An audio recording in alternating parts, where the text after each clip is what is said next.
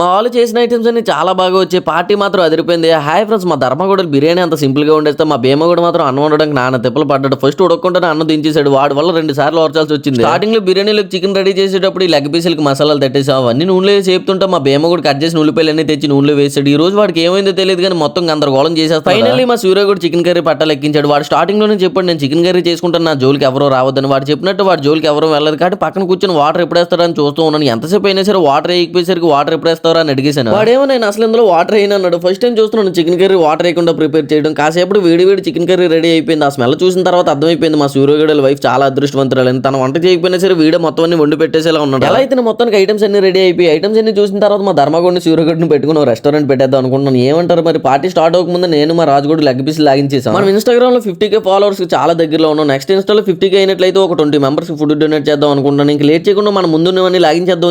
వేడి ₹100 బిర్యానీలో మా సూర్యగూడ చేసిన స్పెషల్ చికెన్ కలుపుకొని తింటా ఉన్నది. టేస్ట్ మాత్రం కతక్కున ఉన్నది. ఇదంతా మన ఛానల్లో ఫుల్ వీడియో అప్లోడ్ చేశాను. మీరు ఫ్రీగా ఉన్నట్లయితే వెళ్ళి చూసండి. ఫుల్ ఫన్ ఉంటుంది. వాళ్ళు మాత్రం అసలు తగ్గలేదు, ఫుల్ గా కుమ్మేశారు. సరే మరి వెళ్ళే ముందు మన అకౌంట్ ఫాలో అండ్ సబ్స్క్రైబ్ చేసుకోవడం మాత్రం మర్చిపోకండి. నెక్స్ట్ వీడియోలో మళ్ళీ కలుసుకుందాం ఫ్రెండ్స్. అంతవరకు టాటా బాయ్ బాయ్.